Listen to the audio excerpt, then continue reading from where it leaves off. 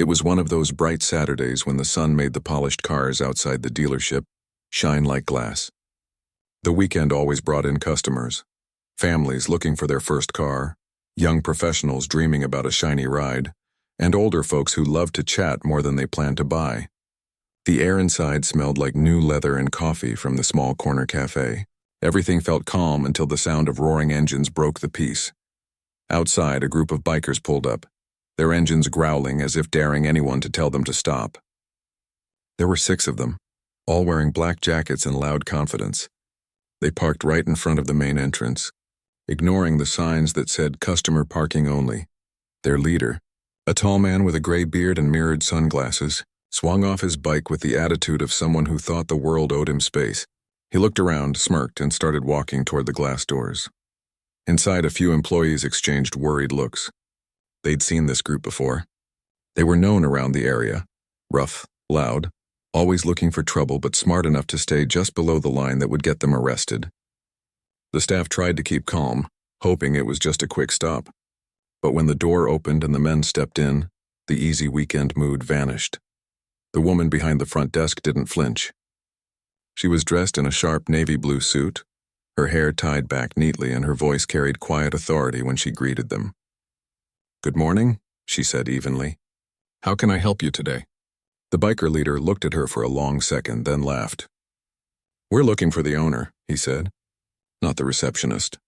His tone had that mix of mockery and disbelief. His friends chuckled behind him, clearly entertained. She didn't smile. "You're looking at her," she said. The laughter got louder. One of the bikers even clapped his hands as if she'd told a good joke. "You, the owner?" the leader said, taking a step closer. "Lady, don't waste my time. Where's the real boss?" Her calm never wavered. "I am the real boss," she said, her voice steady. "This is my dealership." The leader tilted his head, still smiling, but his eyes narrowed. "That's cute," he said. "But this place used to be run by real businessmen. We've been dealing here for years. You must be new. Maybe it's time you learned how things work around here." Around them, customers began to sense the tension. A few quietly stepped back, pretending to browse. One of the salesmen tried to step in, but she held up a hand. "It's okay," she told him softly. Then she looked back at the bikers. "You're welcome to look around or leave," she said. "But if you're here to cause trouble, I suggest you think twice." The leader leaned on the counter, his leather glove tapping against the glass. "Listen," he said, lowering his voice. "People around here respect us. We keep things in line. So if you want to run a business in this town, maybe you should show a little respect too." Her expression didn't change. "Respect is earned," she said quietly, "not demanded."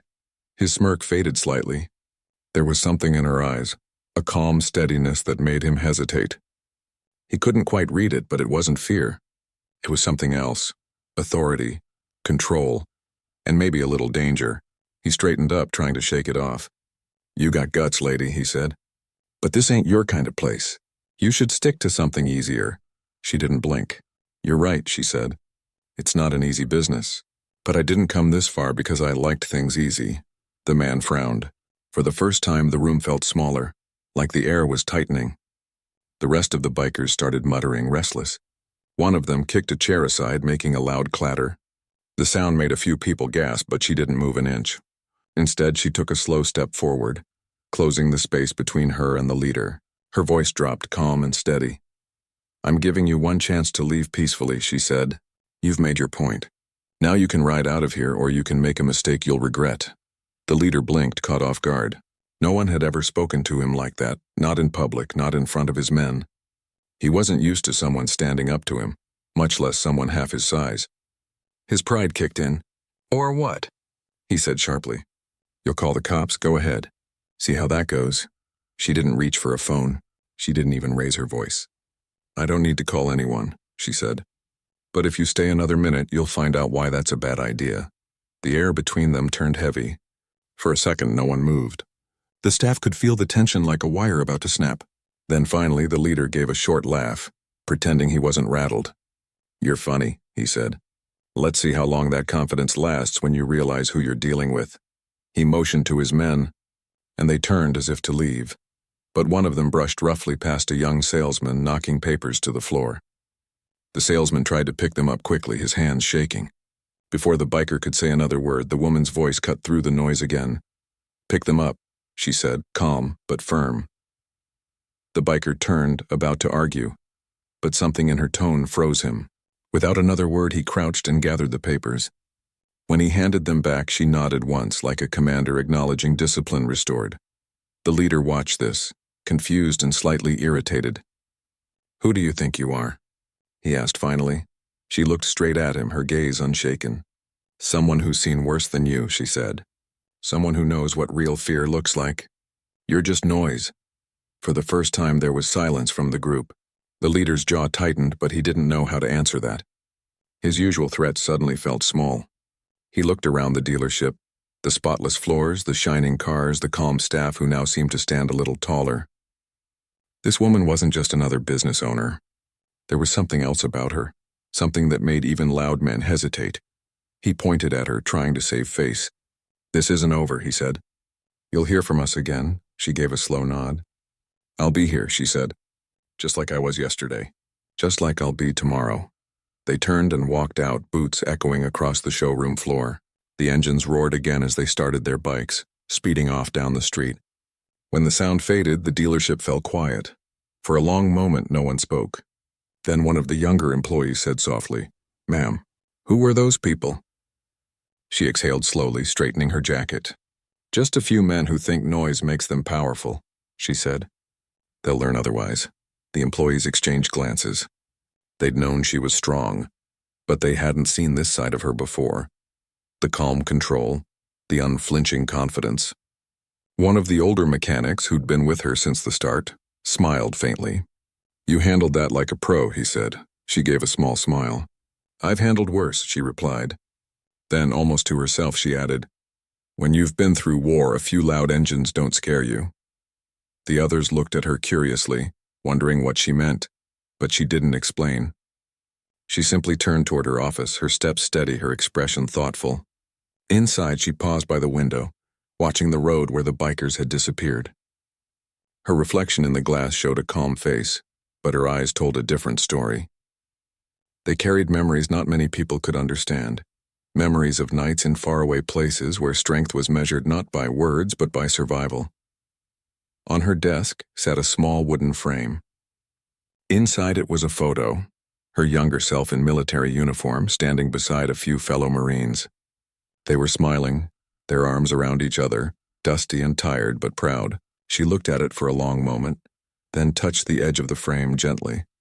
She remembered the long days, the orders, the fear, and the courage it took to push through. She had learned then that true strength wasn't about showing power. It was about staying calm when others lost theirs. That lesson had built her life, her business, and her reputation. And today it had reminded her that some battles didn't happen on foreign soil. They happened right in your own backyard. Outside, the staff slowly returned to their work. Customers began to relax again, and the sounds of business resumed. Doors opening, deals being made, laughter returning. But the story of what happened that morning was already spreading quietly among them. The bikers had walked into the wrong place, and everyone knew they'd be foolish to come back. As the afternoon sun moved across the glass windows, the woman stood in her office, calm as ever. She didn't smile or celebrate. She just took a sip of her coffee and whispered softly, "Once a Marine, always a Marine." The next morning came quietly, but the mood inside the dealership was tense. The staff tried to act normal, yet the memory of yesterday's encounter lingered in everyone's mind. Conversations were shorter, laughs were quieter, and people kept glancing at the entrance like they expected the bikers to return at any moment. The woman walked in at 8 a.m. sharp, just like always. Her steps were calm and her face gave nothing away. She greeted each employee with her usual polite smile and went straight to her office. Everyone admired how composed she looked, but a few wondered if she was worried at all. They didn't know that she'd already been up for hours doing her morning run, the same discipline she had followed since her Marine days. It was her way of staying sharp, physically and mentally. She turned on her coffee machine and opened her office blinds. The early sunlight filled the room, hitting the photo of her old Marine unit on the wall. She looked at it briefly and then turned back to her desk. There were invoices to review, customers to meet, and emails to answer. For her, business went on, no matter what had happened the day before. By mid-morning, one of her salespeople knocked on the door. He looked uneasy. "Ma'am," he said softly, "there's a rumor going around that the bikers were seen near the old highway last night. A few of them were talking about coming back." She didn't look surprised. "Rumors are just noise," she said calmly. "If they come, we'll handle it." The young man hesitated. "Should we call the police ahead of time just in case?" She looked up, her voice steady. "No, we don't panic. This is our business and we run it with respect, not fear. I'll take care of it." He nodded, but his face still showed worry. When he left, she leaned back in her chair for a moment, lost in thought. It wasn't fear she felt, it was disappointment. She'd fought for her place in the business world, working twice as hard to earn what others took for granted. Every part of this dealership, the walls, the floors, the customers who trusted her, had come from years of sleepless nights and discipline. And now, a group of men thought they could intimidate her out of it. She opened a drawer and pulled out a small metal tag, her old MARIN dog tag. She held it in her palm, feeling the cool weight of it. Memories came flooding back. Long nights under desert skies, training that pushed her beyond her limits. Moments when she thought she couldn't go on, but did anyway. The Marines had taught her that giving up wasn't an option. Fear could visit, but it never stayed. She set the tag down beside her phone. Then she dialed a number. A familiar voice answered almost immediately. "Didn't expect a call from you so early," the voice said with a chuckle. "I've got a situation," she said simply. "What kind of situation?" "The loud kind," she replied. "Motorcycles, bad manners, and too much ego." The man on the other end laughed softly. "You always had a way with words. You want me to swing by?" "Not yet," she said. "But keep your phone close." "Just in case, always do," he said. "Semper Fi." "Semper Fi," she replied and ended the call. The morning passed quietly. Customers came and went. The laughter slowly returned. But around noon, a low rumble of engines rolled across the parking lot. Everyone inside froze. The bikers were back. Through the glass doors, she watched them pull up, their leather jackets glinting under the sun. There were more of them this time, maybe 10. They parked in a tight circle, making a show of it like they wanted attention. A few customers turned to watch nervously. She stood up, straightened her blazer, and walked out of her office. Her staff followed her with their eyes as she moved toward the entrance. Her steps were calm, steady, not rushed, not hesitant. The bikers came in, their boots heavy on the tiled floor. The leader from yesterday looked around with that same smirk. "Told you we'd be back," he said loudly. "You didn't think we'd just ride away, did you?" She stopped a few feet from him. "I was hoping you would," she said quietly. "But I'm not surprised," he laughed. "You've got guts, I'll give you that. But you don't seem to understand how things work around here." He stepped closer. "This place used to belong to our guy. You took it, and that doesn't sit well with us. Maybe you should sell and move on before it gets messy." Her employees stood frozen. A few customers moved toward the door, unsure of what was about to happen. The air was thick with tension. She looked straight at the biker leader. "I bought this dealership fair and square," she said. "I didn't take anything from anyone. And I'm not selling, not to you, not to anyone." The man grinned, his tone turning darker. "You've got some nerve. But I'm telling you, lady, you don't want this fight." She smiled faintly. "You'd be surprised what kind of fights I've already had." He blinked, confused by her calmness. "You keep talking like you're some kind of tough guy," he said. "What are you, a cop or something?" She took a slow step forward. "I'm a Marine," she said softly. That word hit differently. The laughter faded. A few of the bikers looked at each other, unsure how to respond. The leader tried to brush it off. "Marine, huh?" he said. "That's supposed to scare me?" "No," she said. "It's supposed to warn you." The way she said it, quiet but sharp, made the air shift. Even the people watching felt something change. Her posture straightened, her eyes steady, her voice controlled. She didn't raise her tone, yet every word carried weight. "I've seen men louder than you fall silent when it mattered," she said. "I've seen stronger men break. So if you think you can walk in here and scare me out of something I built, you've already lost." The room was silent except for the faint ticking of the wall clock. The biker leader's smirk faltered. He wasn't used to being talked to like that. One of his men stepped forward, muttering something under his breath, but she turned her gaze toward him. One sharp look, and he froze. "Here's what's going to happen," she said evenly. You're going to turn around, get on your bikes, and leave. If you do that now, we'll forget this happened. But if you keep pushing, you'll regret it." Her tone wasn't threatening. It was a statement, calm, certain, and final. The leader tried to laugh it off, but it came out uneasy. "You really think you can tell us what to do?" he asked. She looked at him without blinking. "No," she said. "I know I can." He glared at her, but she didn't move. She didn't flinch. The quiet strength in her face made it clear she meant every word. Then she took out her phone and sent a short message. 2 words only. "They're here." A few minutes passed. The bikers, growing restless, started pacing near the door. Then the sound of vehicles came from outside, deep engines, steady and familiar. 3 black SUVs pulled into the parking lot and stopped neatly in front of the dealership. The doors opened and several men stepped out, tall, disciplined, wearing plain clothes but with a presence that made everyone notice. The bikers glanced at each other. They could tell these weren't ordinary security guards. She walked past the leader and opened the door. "Gentlemen," she said, "thank you for coming." One of the men, a broad-shouldered veteran with calm eyes, nodded. "Heard you had company," he said. "Just cleaning up a misunderstanding," she replied. The leader looked between them, his confidence cracking. "What is this? You trying to call in your army?" She looked back at him. "No," she said. "Just some friends who don't like bullies." Her team spread out calmly, standing near the entrance and the showroom, not aggressive, just present. The air changed again. The bikers, who moments ago looked fearless, now shifted uncomfortably. They were outnumbered, outmatched, and more importantly, out of control of the situation.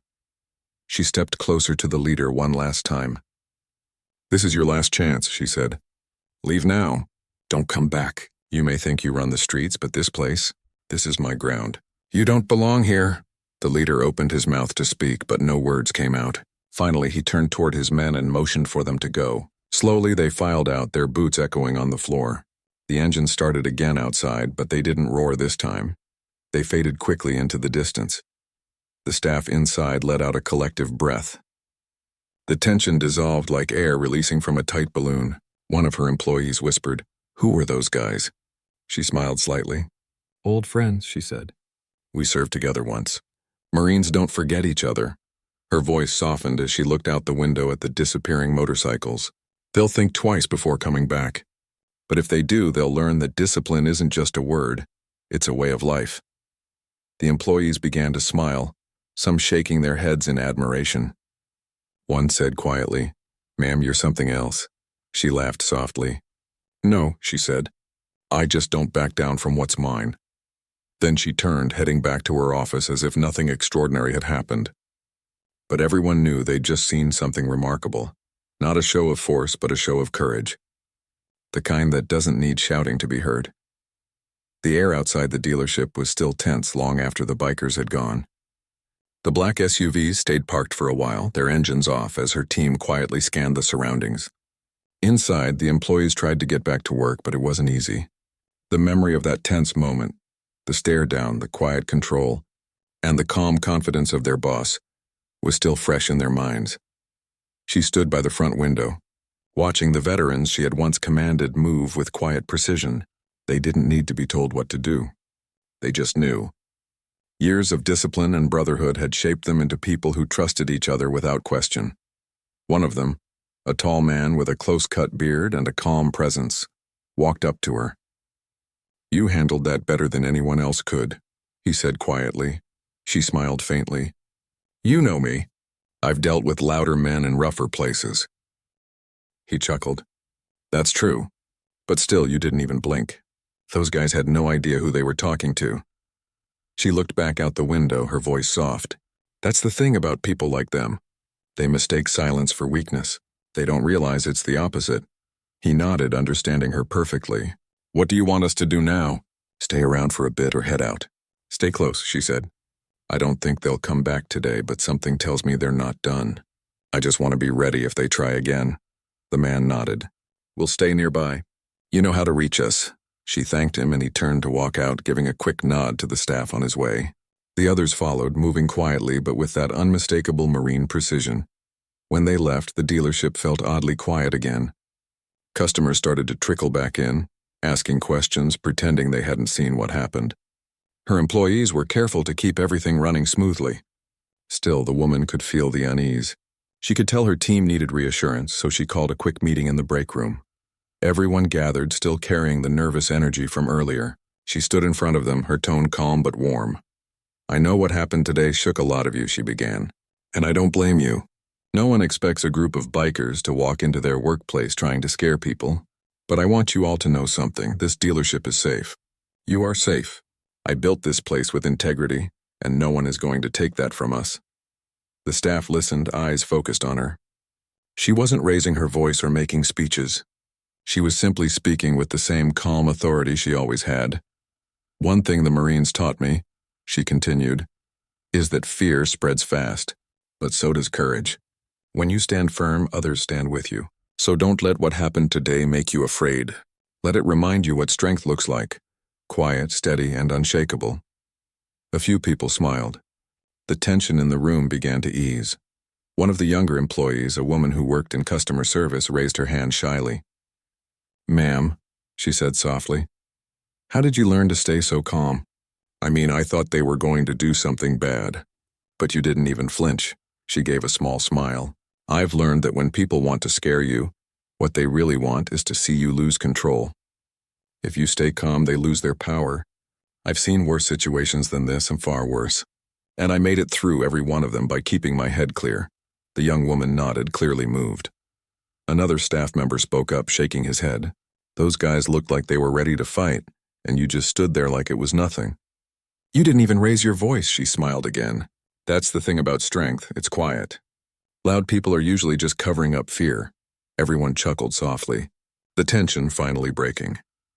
"Now," she said, clapping her hands lightly, "let's get back to doing what we do best.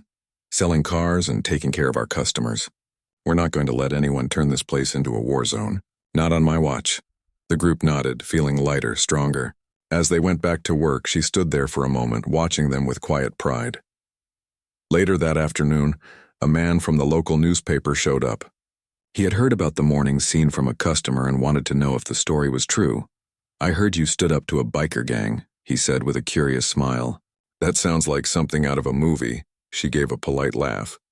"People exaggerate," she said. "It wasn't a gang. Just a few men who thought they could intimidate the wrong person." The reporter grinned. "Still, it's quite a story. Do you mind if I write a small piece about it?" She paused. Part of her wanted to keep the whole thing quiet. She didn't like attention or drama. But another part of her knew that sharing this might remind others, especially women and young people watching, that courage doesn't depend on size, gender, or background. "Keep it simple," she said finally. "No big headlines. Just the truth, that standing your ground doesn't mean starting a fight. It means not backing down from what's right." The man nodded, jotting down notes. "Got it," he said with a smile. "You're a rare kind of leader. People will want to hear this." That evening, after everyone had gone home, she stayed behind. The sun had already dipped below the buildings, and the dealership lights cast a warm glow over the cars. She stood in the showroom looking at her reflection in the glass of a luxury SUV. For a moment, she saw the soldier she used to be. Younger, leaner, her eyes sharper but colder. The years had changed her, but the fire inside her was the same. Her phone buzzed. It was a message from the same Marine friend who'd helped earlier. "Everything quiet?" She typed back, "For now. But I don't think they're done." His reply came quickly. "They'll regret coming back. Just say the word," she smiled faintly. "Not yet," she wrote. "They'll learn soon enough." After turning off the lights, she stepped outside and locked the doors. The night air was cool. The streets quiet except for the hum of distant traffic. But somewhere deep down she felt it. This wasn't over. People like those bikers didn't just walk away and forget. Still, she wasn't worried. If they came back, she'd handle it. She always did. When she got home, she poured herself a glass of water and sat by the window. Her house was simple, nothing flashy, just peaceful. On the wall behind her couch was a framed medal, one she rarely talked about. It reminded her of the battles she had fought, the friends she had lost, and the promise she had made to herself after leaving the service. Never let anyone take away your peace. The next morning, she was back at the dealership early again. Routine was her comfort. But as she parked, she noticed something.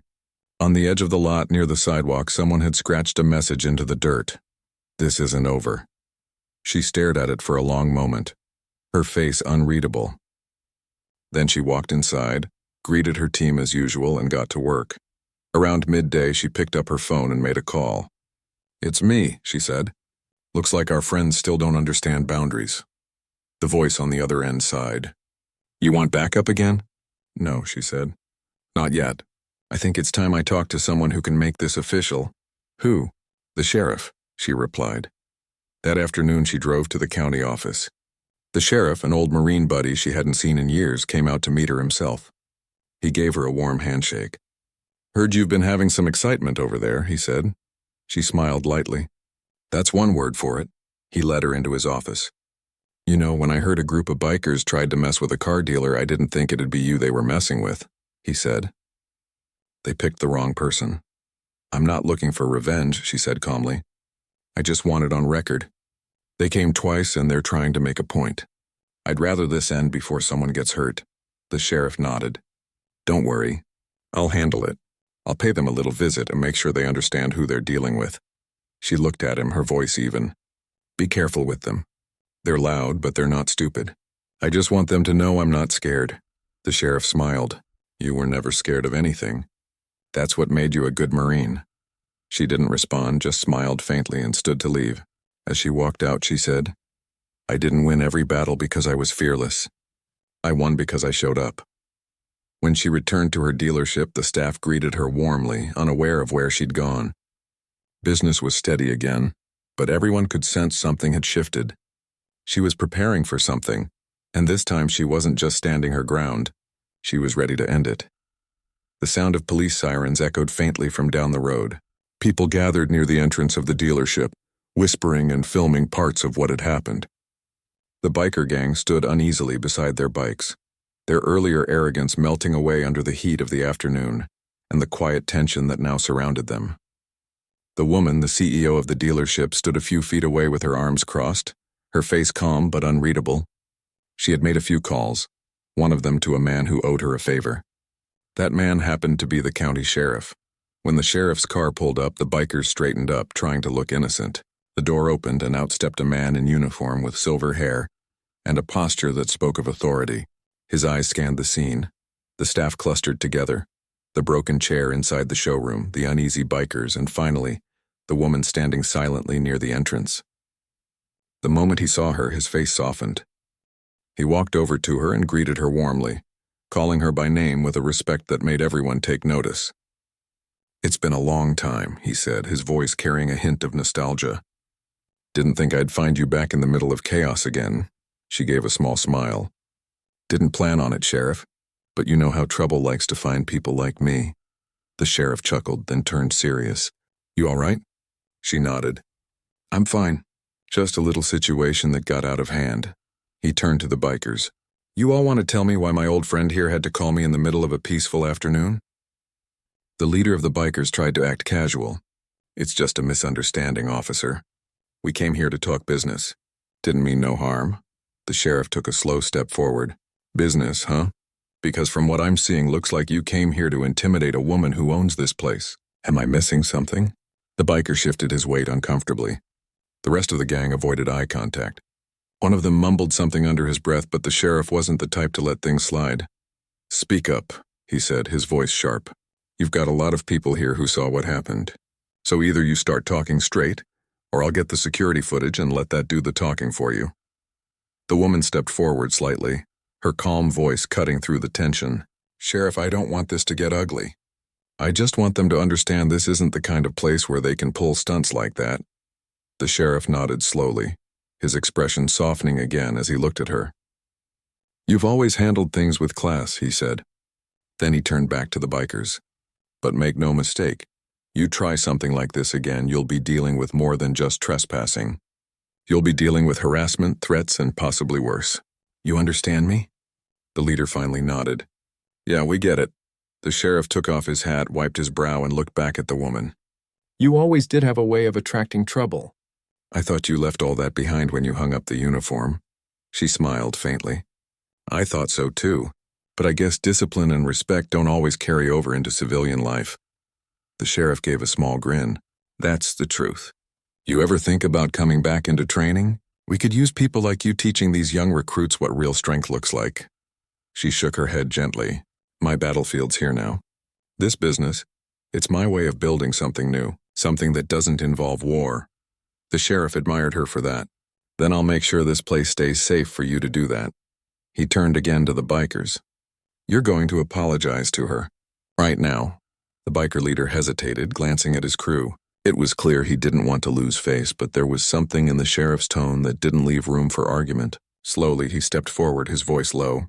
Didn't mean no disrespect, ma'am. We just thought this was a man's business. Guess we were wrong. The woman looked him straight in the eyes. You weren't just wrong, you were blind. This isn't about men or women. It's about effort. It's about who works hard enough to build something worth having. And you don't get to take that from anyone. The man nodded awkwardly and stepped back. The sheriff gave him a warning look. Now that sounds more like the right answer.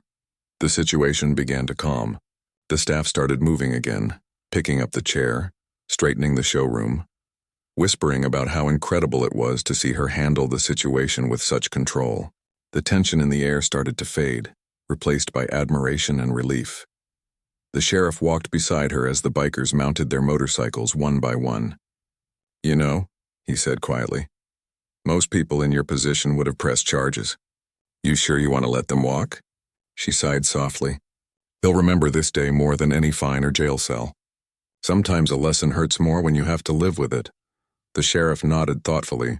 You've always had that kind of wisdom. Guess that's why your Marines respected you so much. She smiled at that, but her expression carried a shadow of memory, the kind that never really fades. Respect isn't given, she said quietly. It's earned. Same rules apply here as they did out there. The sheriff placed his hat back on. You ever need backup again, you know who to call? I know, she said. But I think they got the message loud and clear. The engines roared to life and the bikers drove off one by one, leaving a cloud of dust behind. The dealership slowly returned to normal, but the day's events had left a mark on everyone who had witnessed it. Her employees looked at her differently now, not just as their boss, but as someone with a backbone of steel and a heart that refused to bend under pressure. A few minutes later, one of her senior employees approached her. Ma'am, he said quietly, I've seen a lot of things working here, but what you did today, that was something else, she smiled faintly. It wasn't about showing off. It was about showing them they couldn't walk over us. Sometimes standing tall is the best message you can send. The employee nodded, visibly inspired. Guess we've got ourselves a real hero in charge. She shook her head. Not a hero, just someone who refuses to be pushed around. As the crowd dispersed and calm returned, she walked back to her office. The sunlight poured through the large glass windows, casting warm light across her desk. On it sat a small frame, a photo of her old Marine unit smiling in uniform. For a moment, her expression softened. She touched the frame gently, lost in thought. Those years had shaped her. They had taught her how to stand tall even when the world tried to knock her down. That same strength was now helping her protect what she had built in civilian life. The battlefield had changed, but the principles hadn't.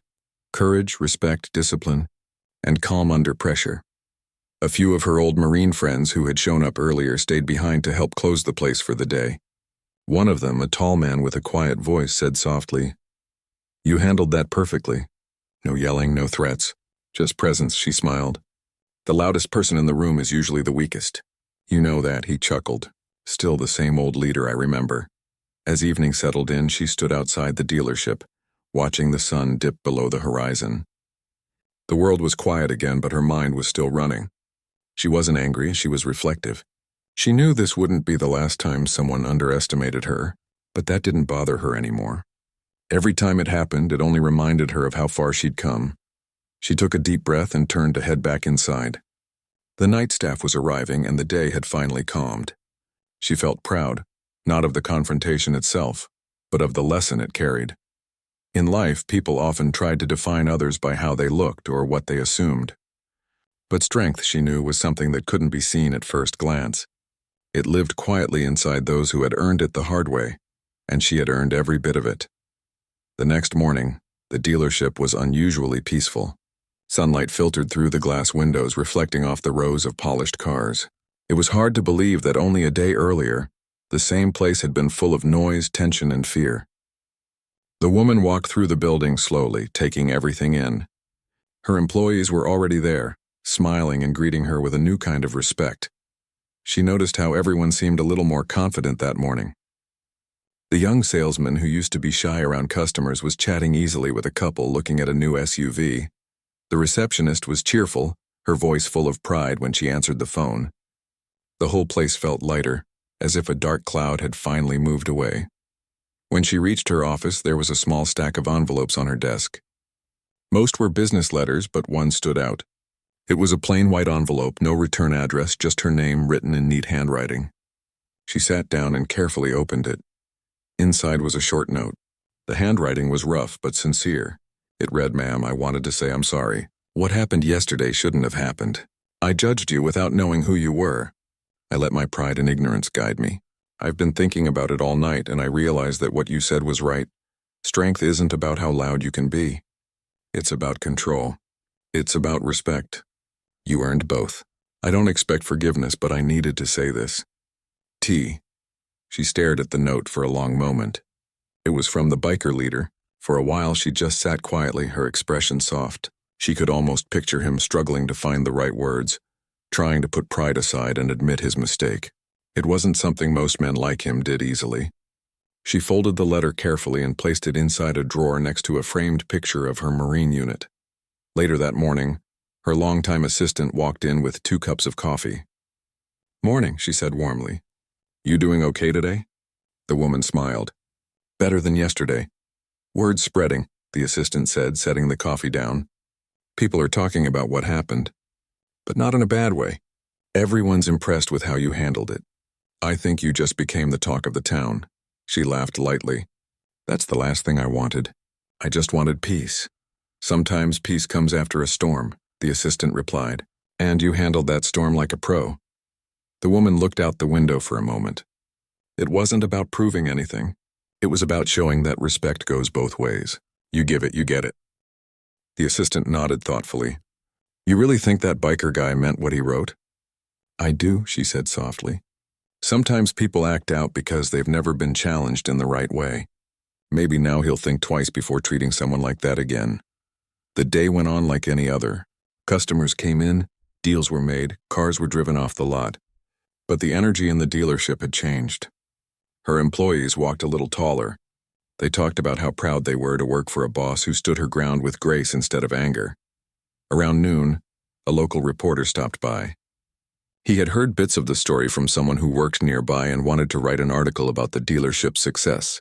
She hesitated at first. She didn't want to turn the situation into publicity. But the reporter promised to keep it respectful. When he asked her about what happened, she didn't mention the bikers or the confrontation directly. Instead, she said, "Every challenge is a test of character. What matters isn't how much noise you make, but how calm you can stay when things get loud around you. I built this place from nothing. I didn't come this far to be scared off by a few people who don't understand that." The reporter smiled. "That's powerful. I think people will really connect with that." By evening, the article was online. It didn't take long for it to spread. Not because it was sensational, but because people were inspired by her composure. Readers commented about how rare it was to see someone handle disrespect with such quiet strength. Some even mentioned how her story gave them courage to stand up for themselves in their own lives.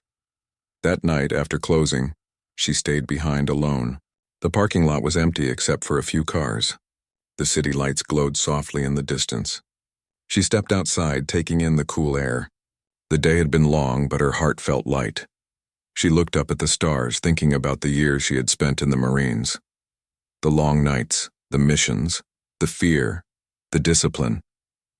Back then, she'd learned that real strength wasn't about fighting. It was about endurance, about knowing when to stand firm and when to let go. She thought about her journey, leaving the service, starting fresh, facing a world that often underestimated her. Building a business had been harder than any mission, but she had done it her way. And yesterday's events, as exhausting as they were, reminded her that she was still the same person who could stay calm in chaos. Before heading back inside, she whispered quietly, "Still standing. Always will be. The next week brought more good news. Business was booming. Customers from all over town came to visit the dealership, some just to shake her hand and thank her for being an inspiration. Others brought their families, saying they wanted to support someone who represented courage and kindness. Even her old Marine buddies dropped by again, this time not for backup, but just to catch up. They laughed together, reminiscing about old times, about the missions that had tested them and the lessons that had stuck for life. One of them said, "You might have left the battlefield, but you never stopped being a leader." She smiled. Leadership doesn't end with the uniform. It's a part of who we are. Another friend asked if she'd ever consider speaking to young veterans who were struggling to adjust to civilian life. She didn't hesitate. "I'd love to," she said. "If I can help someone else find their footing again, then it's worth it." In the following months, she started a small mentorship program, inviting young veterans to learn about business, teamwork, and resilience. She taught them how to manage conflict, how to communicate with respect, and how to believe in themselves again. The program quickly gained attention, and soon, she was invited to speak at community events and schools. Every time she stood in front of a crowd, she began with the same message. You can't control how others see you, but you can control how you respond. That's where your power is. The crowd always listened closely. Her words weren't fancy or rehearsed. They came from experience, from the heart, and that's what made them powerful. Months later, she was back at the dealership one quiet evening when her assistant walked in, smiling.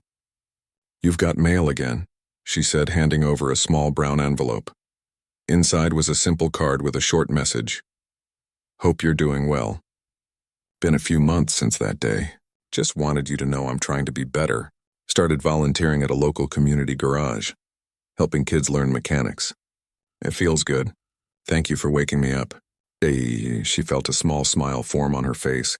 She didn't reply, but she placed that card next to the first letter in her drawer. Some lessons, she thought, were meant to ripple outward. As she closed up for the night, the lights of the showroom reflected across the cars, shining like quiet reminders of how far she had come. She stood there for a moment, watching the reflections dance, and felt a deep peace settle in. The world could throw challenges her way, but she had learned to face them all, not with anger, but with quiet strength. She didn't need to prove her worth to anyone anymore. She had already done that in more ways than one. Before she turned off the lights, her eyes landed once more on the quote framed above her desk, the same one that had guided her through every chapter of her life. Once a Marine, always a Marine, and no one takes what you've earned. She smiled softly, turned off the light, and walked out into the night. The dealership behind her stood tall, just like her, and a symbol of hard work, courage, and the kind of strength that never fades. And as the door closed behind her, it was clear that her story wasn't about conflict. It was about resilience, about a woman who built her world with her own two hands and never let anyone take it from her again. Months had passed since the day the biker gang rolled up to her dealership, and yet people still talked about it like it had happened yesterday. It wasn't because of the drama, it was because of the dignity she had shown. Her story had become a quiet symbol in the community, a reminder that calm strength could be more powerful than shouting or fighting back. Business was better than ever. The dealership was now more than just a car showroom. It had turned into a place where people came to feel inspired. There were customers who walked in not just to buy a car, but to shake her hand and thank her for being an example of courage and leadership. Some even brought their teenage kids, hoping they could learn something just by meeting her. She never made a big deal out of it. She stayed humble, the same person she'd always been, early to work, kind to her employees, focused on doing her job right. But inside, she knew things had changed. Not just for the business, but for her too. She had discovered a new kind of strength, one that didn't come from her military past, but from her ability to stay true to herself no matter what. One morning, as she walked into the dealership, she noticed a young woman waiting near the entrance. She looked nervous, clutching a small notebook. When the woman saw her, she stood up quickly. "Excuse me," the young woman said, her voice soft. "I hope I'm not bothering you. I just wanted to meet you. I read about what happened here, and it really inspired me." The CEO smiled kindly. "You're not bothering me at all. What's your name?" The young woman hesitated before answering. "Lena.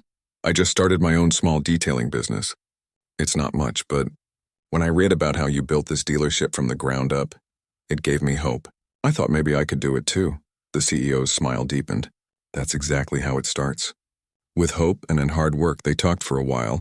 The younger woman shared her struggles, the long hours, the doubts, and how sometimes people didn't take her seriously because she was young and new. The CEO listened, patiently nodding. Then she said gently, "People may doubt you at first. That's normal. They doubted me too. But your job isn't to convince them. Your job is to prove yourself through consistency. Show up every day. Do the work. And one day they won't be able to deny what you've built." Lena nodded, her eyes shining with gratitude. "Thank you. I really needed to hear that."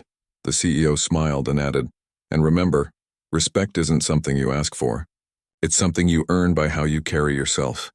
That conversation stayed with both of them. For the CEO, it reminded her of why she had started her mentorship program, to lift others who were just trying to find their footing. For Lena, it was the push she needed to keep going, no matter how tough it got. That afternoon, while reviewing some paperwork, the CEO received a call from the sheriff. His familiar voice came through the line, calm and friendly. "Just wanted to let you know," he said. "That biker gang you dealt with, haven't heard a peep from them since. Word is their leader's been doing some community work lately, helping kids fix up bikes at a garage downtown. Guess your word stuck with him." She was quiet for a moment, then smiled faintly. "People can change when they're shown the right way." The sheriff chuckled. "Yeah, well, you showed him better than any lecture could have. Anyway, thought you'd like to know. And by the way, that mentorship thing you started, the town council's been talking about giving you a community leadership award." She laughed softly. "I don't do it for awards, Sheriff. But I appreciate it.